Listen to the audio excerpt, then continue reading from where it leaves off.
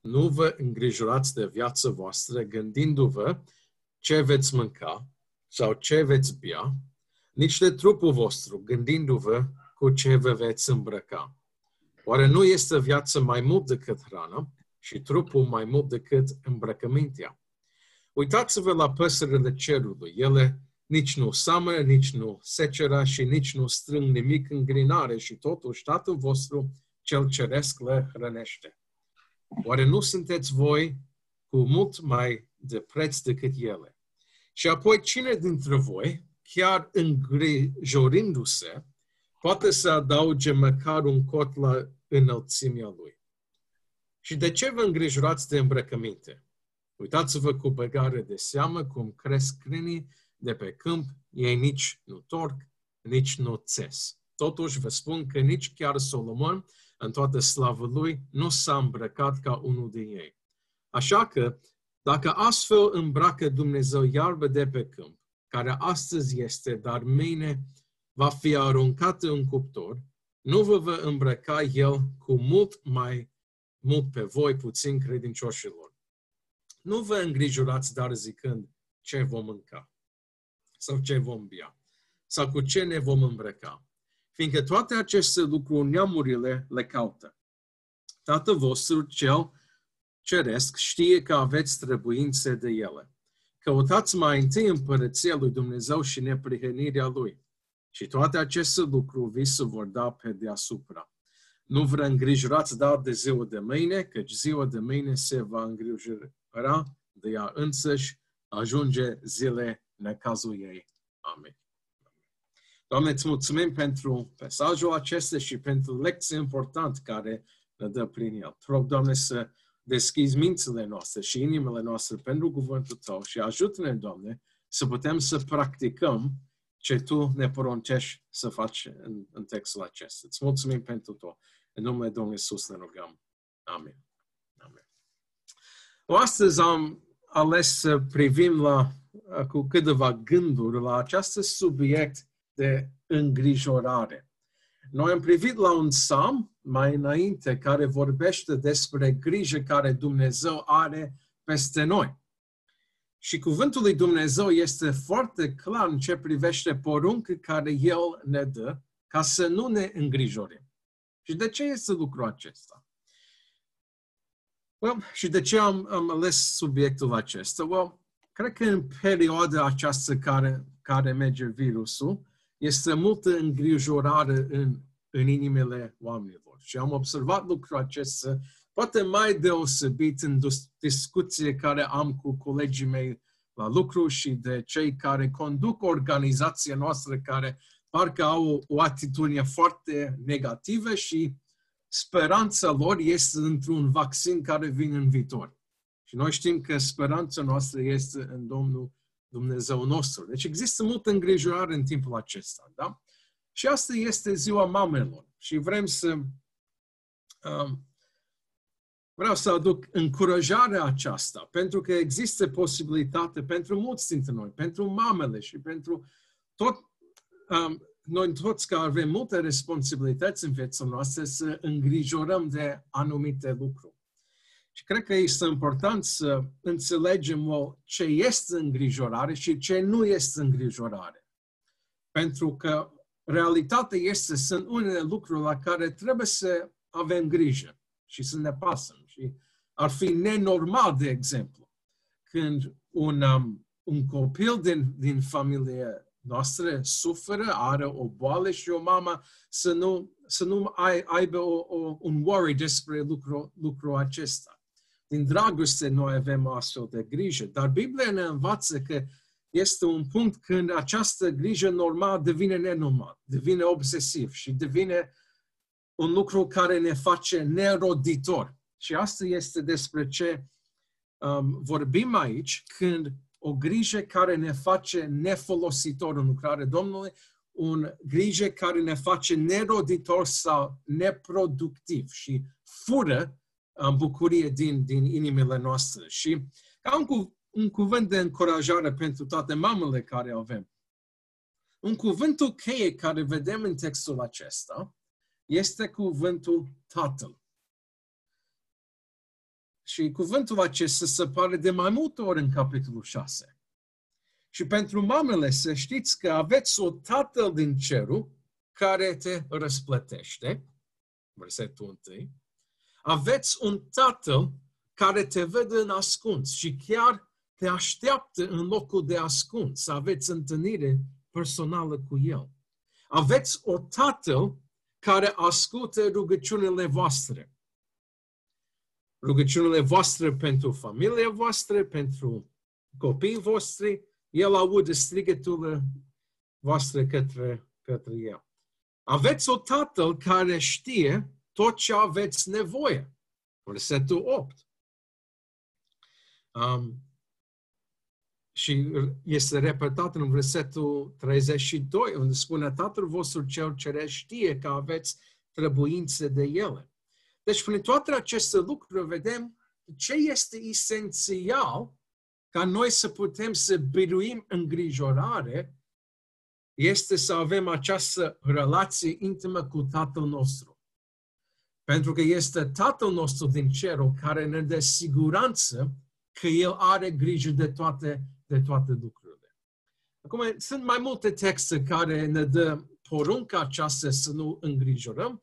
Asta este unul dintre texte. Apoi, în Filipeni, capitolul 4, la versetul 6,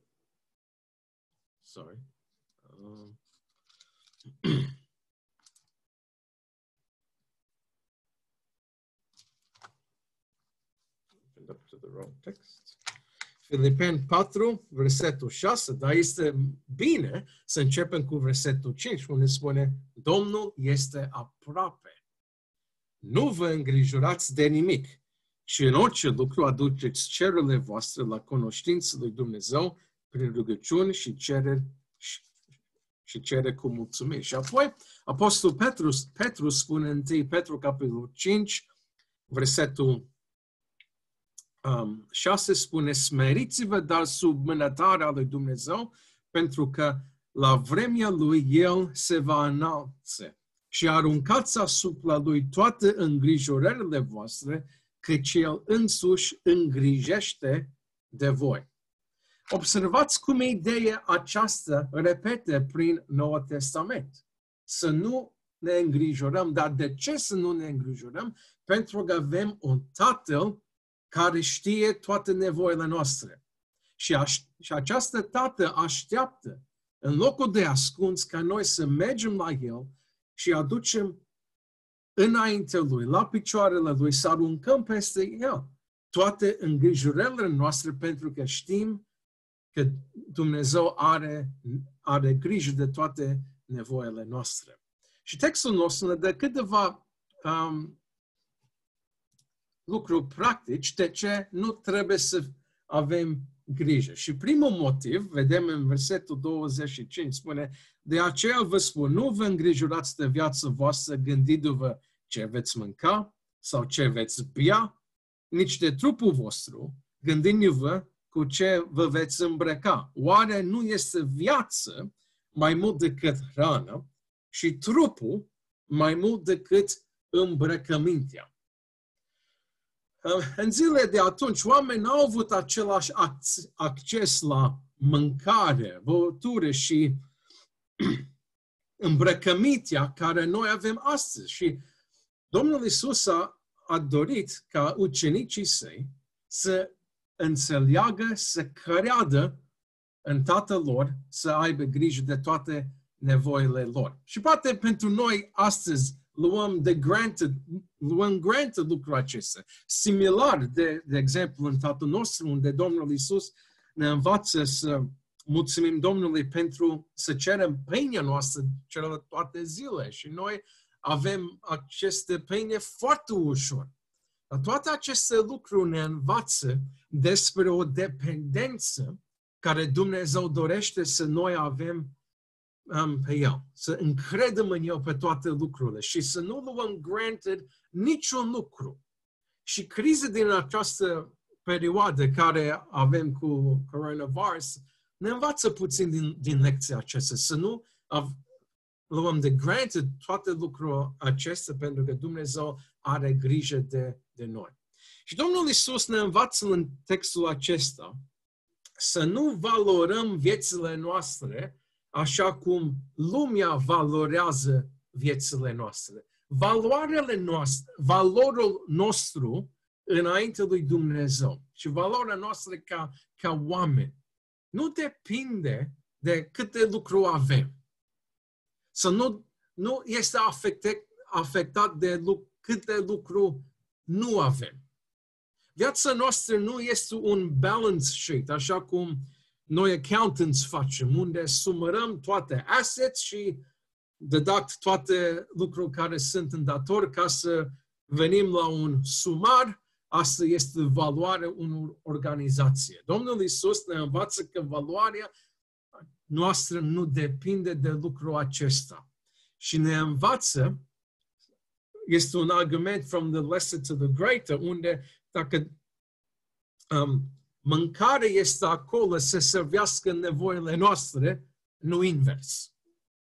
Și îngrijorarea pune ordine în invers. Ca în loc ca îmbrăcămintea, băutură și mâncare să servească nevoile noastre, că noi atunci trăim doar ca să servim nevoile a toate aceste lucruri. Când noi privim la copiii noștri, noi nu punem o valoare pe ei pe bază cu ce îmbrăcăminte au ei. Copiii noștri poate să fie îmbrăcat în pajamas, poate să fie îmbrăcat în orice și noi tot iubim la fel. Valoarea noastră, noi nu punem valoare bazat cu ce îmbrăcăminte au ei.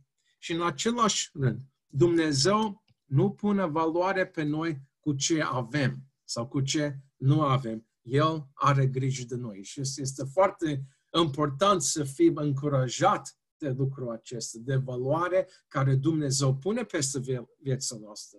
O valoare așa de mare că El a dat singurul Său Fiu să moară în locul nostru. Asta este valoare care Dumnezeu a pus peste viețile noastre. Apoi, un alt motiv de ce nu trebuie să avem îngrijorare, vedem în versetul 6, spune: uitați-vă la păsările cerului. Ele nici nu seamănă, nici nu secere și nici nu strâng nimic în grinare. Și totuși Tatăl vostru cel ceresc hrănește. Oare nu sunteți voi cu mult mai de preț decât ele? O altă idee care aș vrea să prezint aici. Domnul Iisus vorbește despre un lucru în natură, în creație care observăm. Poate acum avem mai mult timp să ne oprim puțin și să observăm ce este în jurul nostru. Dar când lucrul a fost așa cum a fost înainte de coronavirus, viețile noastre era așa de rapid. Fugeam de la un lucru de altul. Am auzit un tată care a descris că viața lui și a soției lui este ca un taximetru, unde duce copiii la o activitate, la o altă activitate. Avem această fugi care facem în fiecare zi. Dar este un lucru bun să ne oprim și să observăm ce este în jurul nostru, să observăm lucruri poate mărunte, lucruri mici care vedem în creație, pentru că vedem că Domnul Iisus a folosit exemple din creație ca să ilustreze lucruri spiritual și lucruri adânci. Și unul dintre aceste observații care Domnul Iisus a făcut a fost cu privire la păsări. Și cum Dumnezeu are grijă de ei. Ei nu trebuie să au un stres de niciun lucru. Ei au mâncare, au hrană. Și ideea care Domnul Iisus are pentru noi, că este Tatăl Ceresc care are grijă de nevoile lor. Și dacă Tatăl Ceresc are grijă de ei, cu cât mai mult Tatăl Ceresc va avea grijă de noi. Avem o altă lecție, dar from the bird. Și asta este că păsări nu stă acolo în nest și așteaptă ca Dumnezeu să aduce pe o farfurie mâncare pentru ziua aceea. The bird trebuie să meargă, leaves its nest, să caută mâncare. Și tot așa, noi trebuie să lucrăm. Dar lecția este că Dumnezeu este Cel care ne face productiv în slujirea noastră ca să putem să găsim ce avem nevoie. Nu vine la noi pe o farfurie. Noi trebuie să fim capăsă care merge, caută, lucrează și este Dumnezeu care ne dă succes în lucrul acesta ca să avem cu ce să mâncăm, cu ce să îmbrăcăm. Pe un alt motiv care cuvântul Domnului ne dă aici. Versetul 27 spune: și apoi cine dintre voi, chiar îngrijorându-se, poate să adauge măcar un cot la înălțimea lui. Problema cu îngrijorare este că îngrijorare ne face neproductiv. Realitatea este, și Domnul Iisus ne dă o lecție foarte practică și reală aici, că noi îngrijorăm de un anumit lucru, îngrijorarea noastră nu rezolvă problema respectivă. Dacă noi stăm pe un loc și îngrijorăm despre un anumit lucru, asta nu rezolvă problema. Dacă un student pregătește pentru un examen și este îngrijorat pentru examenul care vine. Dacă un student stă acolo pe scaun și gândește despre examenul care vine, dar nu face niciun efort să pregătească, îngrijorare, nu face nimic. Face ca persoana să fie neproductiv. Îngrijorarea noastră pentru mâncare nu face ca un chicken să vină în backyardul nostru, ca noi să putem să omorâm și să mâncăm. Noi trebuie să fim folositori în fiecare zi, să fim activi, dar să recunoaștem că este Dumnezeu. El este Cel care ne face productivi. El este Cel care ne dă de lucru ca să putem să aducem hrană pentru familiile noastre. Apoi, o altă lecție care vedem în versetul 28 până la versetul 29 spune: și de ce vă îngrijorați de îmbrăcăminte? Uitați-vă cu băgare de seamă cum cresc câinii de pe câmp. Ei nici nu toc, nici nu țes, totuși vă spun că nici chiar Solomon în toată slavă lui nu s-a îmbrăcat ca unul din ei. Așa că dacă astfel îmbracă Dumnezeu iarbă de pe câmp, care astăzi este, dar mâine nu va fi aruncat în cuptor, nu vă va îmbrăca cu el cu mult mai mult pe voi puțin credincioșilor. Vedem aici ce este problema cu îngrijorare. Afectează credința noastră. Ajunge, spune Domnul Iisus, puțin credincioșilor. Afectează într-un mod negativ credința noastră în Tatălui Ceresc. Și lecția aici este foarte simplu și real. Dacă Dumnezeu are grijă de iarbă care este în pământul nostru, cu cât mai mult El are grijă de noi. Dacă Tatăl are grijă de păsări, are grijă de the grass on the ground, noi putem să avem siguranță în inimile noastre. Dumnezeu știe ce este nevoie noastră. Și așteaptă ca noi să depindem de El. Și Domnul Iisus ne dă această ilustrație practică și reală cu care noi putem să realizăm ca să noi să fim siguri de grija părintească care Dumnezeu are peste noi. Și dacă suntem sinceri cu noi înșine și noi privim înapoi la viețile noastre, oare putem să spunem că a fost un moment când Dumnezeu nu a avut grijă de noi? Sau a fost un moment în istoria poporului Dumnezeu în Biblie când Dumnezeu nu a avut grijă de nevoile lor? Noi știm că Dumnezeu niciodată este prea târziu. El ne dă ce avem nevoie. De uneori, El va lăsa timpul ca să fim în nevoie mai mare, ca să putem să încredem în El. Dar El nu ne părăsește, nu ne abandonează. Toate lucrările în viețile noastre, El pune ca bunătatea Lui să shower upon our lives și încercările noastre, toate aceste lucruri lucrează pentru binele nostru. Și apoi, un alt motiv de ce nu trebuie să avem grijă,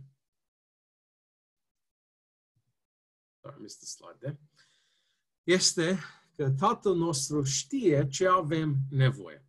Vedem în versetul 31 și 33. Nu vă îngrijorați tare zicând ce vom mânca sau ce vom bea sau cu ce ne vom îmbrăca, fiindcă toate aceste lucruri neamurile le caută. Tatăl vostru cel ceresc știe că aveți trebuință de ele. Căutați mai întâi împărăția lui Dumnezeu și neprihănirea Lui și toate aceste lucruri vi se vor da pe deasupra. Dacă Dumnezeu știe tot ce noi avem nevoie, întrebare se ridică dacă noi trebuie să cerem. Și răspunsul este foarte clar. Noi am văzut în textul din 1 Petru, unde el spune: și aruncați asupra Lui toate îngrijorările voastre, căci El însuși îngrijește de voi. Cred că ați auzit de Hudson Taylor, a fost un misionar la China, care a știut ce înseamnă să creadă pe Dumnezeu în toate lucrurile. Și el a zis, citesc în limba engleză, este mai ușor, spune: let us give up our work, our thoughts, our plans, ourselves, our lives, our loved ones, our influence, our all right into His hand. And then when we have given all over to Him, there will be nothing left for us to be troubled about or to make trouble about. Și asta este credința care trebuie să avem. Să avem acela încredere că noi mergem la culcare în timpul nopții și noi spunem Lui ce este lucru care ne îngrijorează. Să avem credința acela când noi dormim. Celălalt lucru este pe agenda lui Dumnezeu. Și El lucrează. El știe nevoile noastre, spiritual, fizic, emoțional, în toate dimensiunile noastre ale vieții. El știe ce noi avem nevoie. Și apoi, în concluzie, Domnul Iisus spune că căutați mai întâi împărăția lui Dumnezeu și neprihănirea Lui și toate aceste lucruri vi se vor da pe deasupra. Și aici vedem cheia. De ce Domnul Iisus vrea ca noi să învățăm lecția aceasta, să nu îngrijorăm? Pentru că îngrijorare afectează abilitatea noastră de a căuta împărăția lui Dumnezeu. Dacă noi dacă atenția noastră este prea ocupat cu alte lucruri, atunci este mult mai greu ca să focalizăm gândurile noastre pe Dumnezeu. Am citesc o carte acum foarte interesant. Cred că ați auzit din The Puritans. A fost o vreme în trecut când a fost oameni deosebiți al lui Dumnezeu. In maybe the 15 or 1600 years. Și este o carte care vorbește despre meditație, care oamenii aceia au făcut în viața lor spirituală.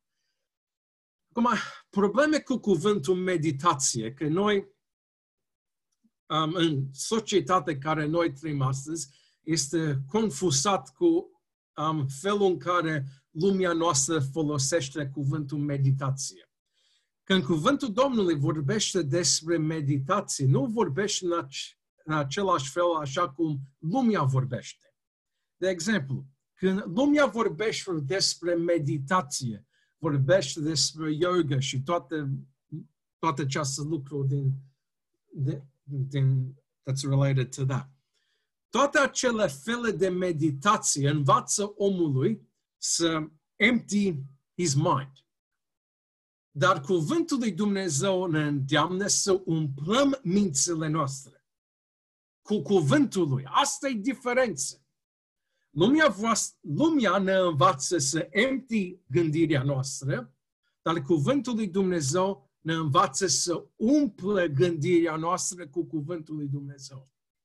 Și asta este lucru care trebuie să facem. De aceea este important să învățăm cuvântul lui Dumnezeu de pe rost, așa cum încercăm să facem. Dar este important și să învățăm să medităm asupra cuvântului Dumnezeu. Adică să mergem mai departe decât citirea.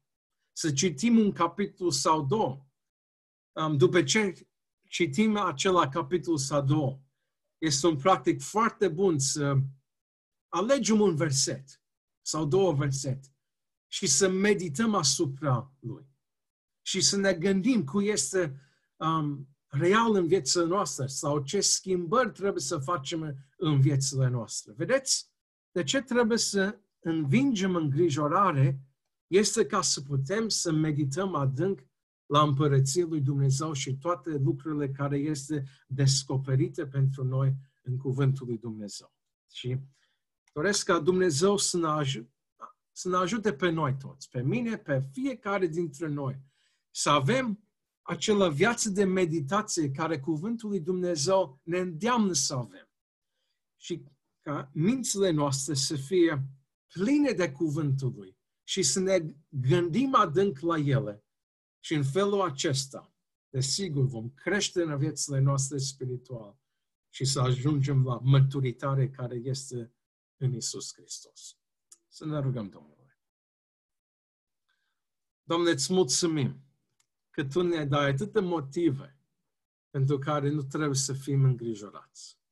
Dar știm, Doamne, pentru noi și pentru mine, asta este un punct slab pentru noi. Te rog, Doamne, să ne ajut să biruim. Ajută-ne, Doamne, să putem să credem în toate promisiunile Tale. Și te rog, Doamne, să umple mințile noastre cu cuvântul Tău. Ajută-ne, Doamne, în umblarea noastră de fiecare zi. Ajută-ne, Doamne, să căutăm locul ascuns cu Tine. Și ajută-ne, Doamne, să putem să fim eliberați de alte gânduri și putem să ne gândim la Tine și împărăției Tale. Te rog, Doamne, să ne descoperi când facem lucrul acesta. Când deschidem cuvântul Tău, arată-ne, Doamne, slavă și gloria Ta, Doamne, și mișcă inimile noastre ca să putem cu adevărat să simțim prezența Ta. Îți mulțumim pentru tot și te rog, Doamne, să fii cu noi în săptămâna aceasta.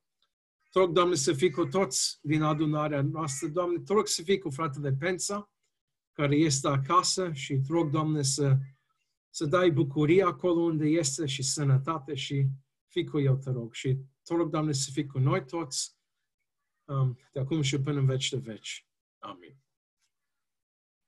Amin. Mulțumim.